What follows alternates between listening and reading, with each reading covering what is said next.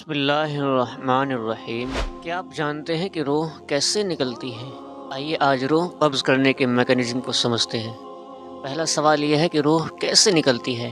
تصور کیجئے کہ ایک بہت پرانا اور گھنا درخت ہے جس کی جڑیں زمین میں بہت گہرائی تک پھیلی ہوئی ہیں۔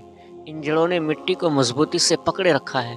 اب مان لیجئے کہ اس درخت کے اندر سے اس کی زندگی یعنی کہ روح کو باہر نکالنا ہے۔ جیسے کسی پودے کو زمین سے اکھاڑا جائے تو پہلے چھوٹی جڑیں مٹی چھوڑتی ہیں، بالکل ویسے ہی روح نکلنے کا عمل پیروں سے شروع ہوتا ہے۔ انسان کے پیر ٹھنڈے ہونے لگتے ہیں کیونکہ روح کا تعلق مادی جسم کے نچلے حصے سے ٹوٹنا شروع ہو جاتا ہے۔ وہ زندگی جو پورے بدن میں پھیلی ہوئی تھی اب آہستہ آہستہ اوپر کی طرف سمٹنے لگتی ہے۔ نبی کریم صلی اللہ علیہ وسلم نے اس عمل کو ایک بہت پیاری مثال سے سمجھایا ہے۔ آپ نے فرمایا کہ ایک نیک روح کا نکلنا ایسا ہے جیسے کسی مشکیزے یعنی کہ پانی کے برتن سے پانی کا ایک قطرہ خود بخود ڈھلک کر باہر آ جائے۔ یہ اتنا ہی آسان ہوتا ہے جیسے مکھن سے بال نکال لیا جائے، لیکن ایک گناہگار روح کا نکلنا ایسا ہے جیسے بہت زیادہ کانٹے دار جھاڑی کو گیلے اون کے اندر گھسا دیا جائے اور پھر اسے زور سے کھینچا جائے، جیسے وہ کانٹے اون کے ریشوں کو اپنے ساتھ الجھاتے ہیں ویسے ہی وہ روح جسم کے ریشوں سے اٹکتی ہے۔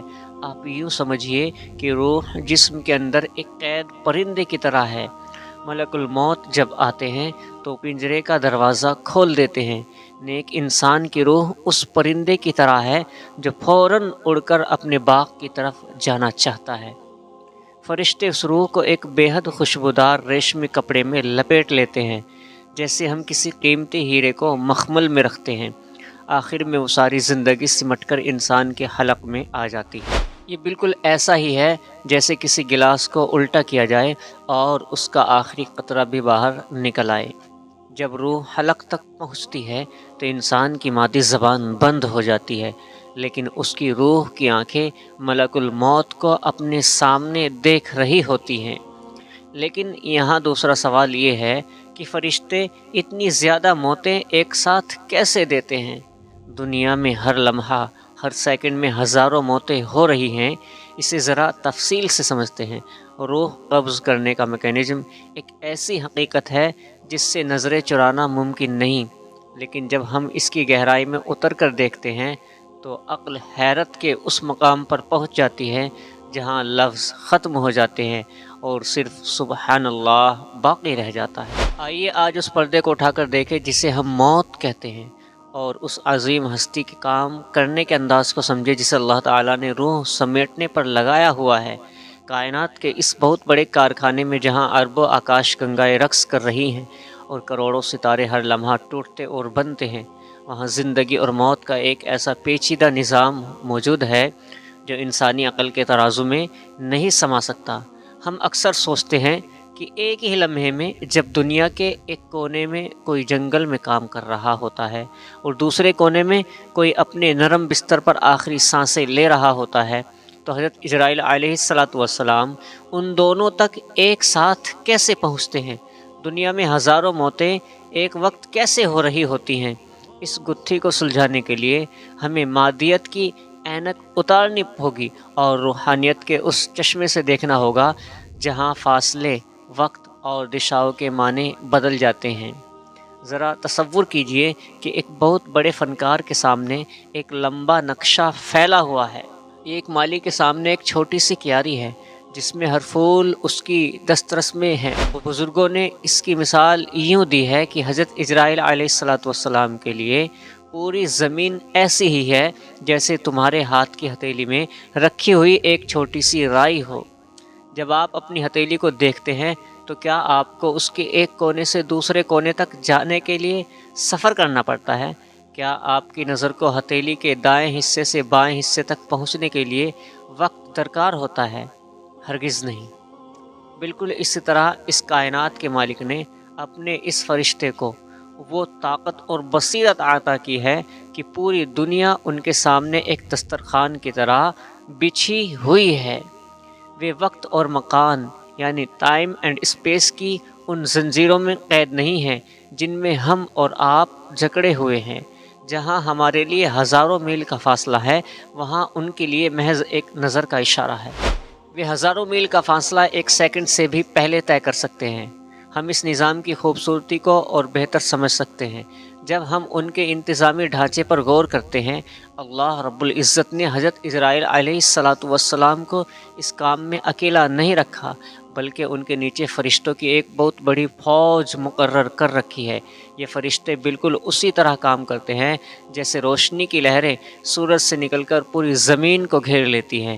جب کسی انسان کی زندگی کی گھڑی پوری ہوتی ہے تو آسمان سے فرشتوں کے دستے اترتے ہیں۔ اگر وہ روح نیک ہے تو وہ ایسے فرشتوں کے ہجوم میں ہوتے ہیں جن کے چہرے سورج کی طرح چمک رہے ہوتے ہیں اور جن کے پاس جنت کے ریشمی کفن اور کستوری جیسی خوشبو ہوتی ہے۔ اور اگر معاملہ اس کے برعکس ہے، یعنی وہ روح گناہگار ہو، تو آنے والے فرشتے اپنی ہیبت اور سیاہ لباس سے اس کے انجام کی خبر دے دیتے ہیں۔ موت کے فرشتوں کا کام کرنے کا طریقہ بے حد ہی لطیف اور خاموش ہوتا ہے، جیسے کسی بہت بڑے درخت سے ایک پکا ہوا پھل خود بخود نیچے گر جاتا ہے، یا جیسے دودھ سے بال نکال لیا جاتا ہے۔ نیک روح کے نکلنے کا عمل اتنا ہی آسان ہوتا ہے، بالکل کوئی تکلیف محسوس نہیں ہوتی اور روح نکل جاتی ہے۔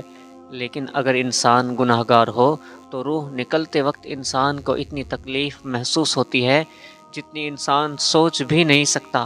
یوں سمجھیے کہ آپ کے پیٹ کے اندر کانٹوں کی ایک تار پھیری جا رہی ہو۔ جتنی تکلیف اس وقت ہوگی، اس سے بھی کہیں زیادہ تکلیف انسان کو موت کے وقت ہوتی ہے۔ ویسے سوچنے کی بات ہے کہ وہ لمحہ کتنا حیرت انگیز ہوتا ہوگا جب انسان کی آنکھیں بند ہو رہی ہوتی ہیں، لیکن اسے وہ ہستیاں اور وہ جہان نظر آنے لگتے ہیں جو اس کی پوری زندگی اس کی نظروں سے اوجھل رہے۔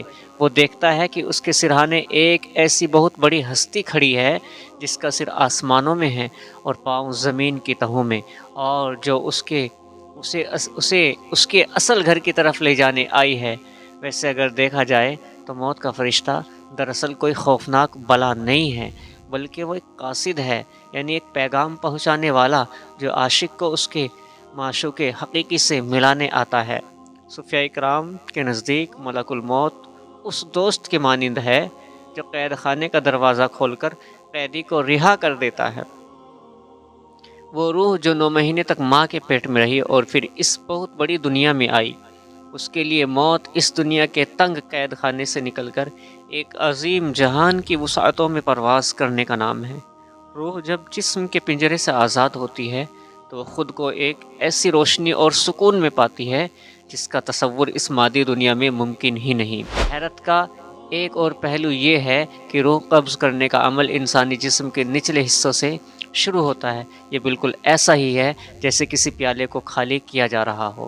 زندگی رفتہ رفتہ سمٹتی ہوئی حلق تک آ جاتی ہے، اور یہی وہ مقام ہے جہاں توبہ کا دروازہ بند ہو جاتا ہے۔ اس لمحے انسان کا شعور اپنے عروج پر ہوتا ہے۔ وہ اپنے پورے ماضی کو ایک فلم کی طرح کچھ سیکنڈ میں دیکھ لیتا ہے۔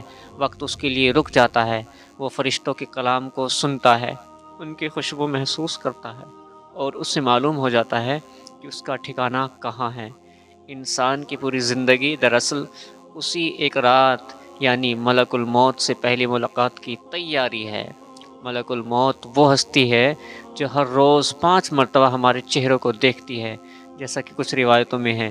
ویسے تو ہم موت کے فرشتے سے ڈرتے ہیں، لیکن وہ ہمارا دشمن نہیں ہے، بلکہ ہماری ہر سانس کا نگہبان ہے۔ وہ انتظار کر رہا ہے کہ کب اس کے رب کا حکم ہو اور وہ اس امانت کو اس کے اصل مالک تک پہنچا دے۔ جیسے ایک مسافر لمبا سفر طے کرنے کے بعد اپنے گھر کی دہلیز پر قدم رکھتا ہے اور اسے ایک عجیب سا سکون محسوس ہوتا ہے۔ مومن کے لیے موت کے فرشتے کا آنا بھی اسی طرح پرسکون ہوتا ہے۔ وہ ہستی جو کائنات کے ذرے ذرے پر نظر رکھتی ہے، جب وہ نرمی سے پکارتی ہے، اے نفس مطمئنہ اپنے رب کی طرف لوٹ چل، تو وہ لمحہ کائنات کا سب سے خوبصورت لمحہ ہوتا ہے۔ اللہ رب العزت ہمیں بھی موت کی تیاری موت سے پہلے کرنے کی توفیق عطا فرمائے۔ آمین یا رب العالمین۔